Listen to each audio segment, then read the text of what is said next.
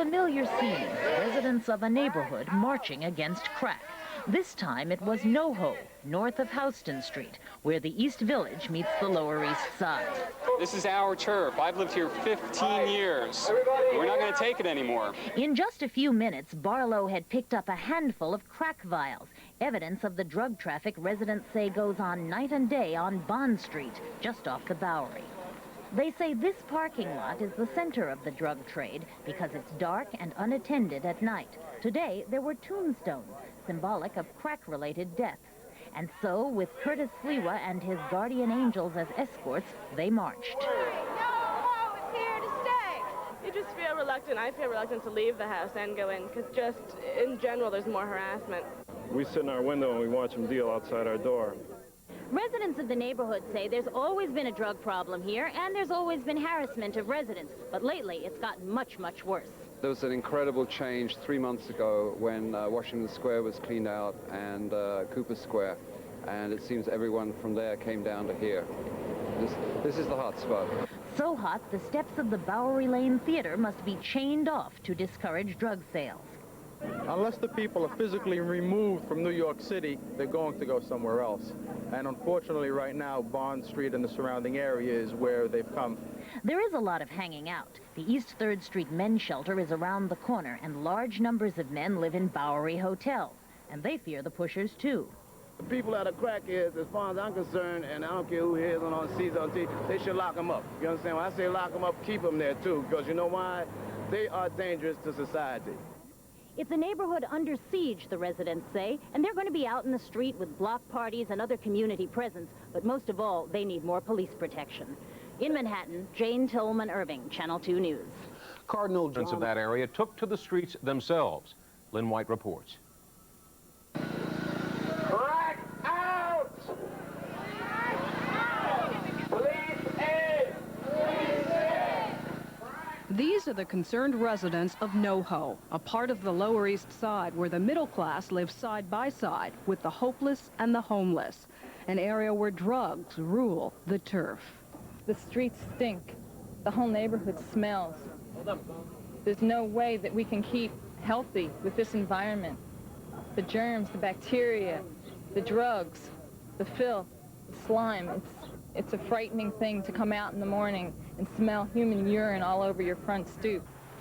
Andy Castiglione is part owner of this restaurant. One of the problems for him is a soup kitchen opened just next door by the city, 1 month after he opened his doors for business. It's just hard to get people to come down, and as you see, there's not much parking, so they park on the street. The crack addicts and crack dealers, they will break in the cars, try and get anything they can get to make money for crack. This group claims that the welfare hotels in the area, the soup kitchens and the shelters, only make the drug problems worse. They want more police, more protection, and fewer city agencies sending the needy to these streets. NoHo is our people's homes. This is not just a dumping ground for other neighborhoods' problems. It's not hopeless, but it's difficult. And it's difficult because it's a situation that cannot be dealt with by one agency alone. If the Donald Trumps of the world and the Mayor Kochs of the world don't step down out of their ivory towers and take a look at us, the taxpayers that make this a working city, then everything is doomed. It's a hopeless situation now, but the people have had enough. We want our streets back for our children and for ourselves. The residents here say that if the city doesn't do something soon to clean up their neighborhood, they will. Lynn White, Channel 5 News. The man charged with killing... Don't even want to be involved with a lot of it. One of them told me it was my own fault for living in the neighborhood and that if I didn't like the way it was, to move. The lack of a police presence and the mismanagement of nearby homeless shelters are what residents point to as being part of the problem. Bring in 2,000 men every single day here, dump them in the neighborhood, do nothing about it, and have not added one single policeman on the basis to the local precincts.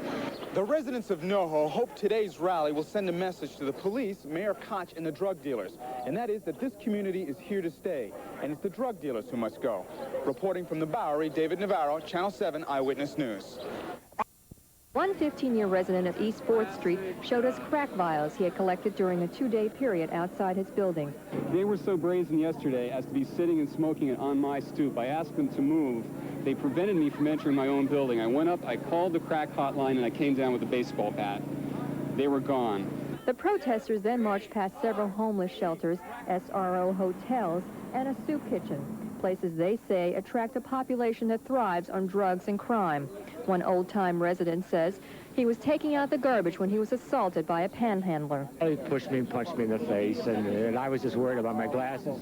Others say it's the success of a Lower East Side drug cleanup called Operation Pressure Point that has driven dealers here. Unfortunately, that's one of the problems we have. When we clean up one area, it spills over somewhere else. Residents call this part of East 2nd Street between the Bowery and 2nd Avenue Crack Alley. They say this is where the local drug dealers hang out, and they say the police just aren't doing enough.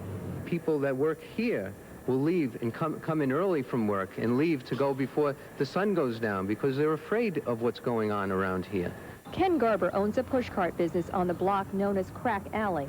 He and other merchants, like restaurateur Robert Tancredi, say the drug trade is turning business away. Some of them brave it. Some very good people come in and brave it. But I know we have police that don't want to come down here anymore that used to come in here. Alice Look, News 4, Manhattan. Well, they are dangerous to society. It's a neighborhood under siege, the residents say.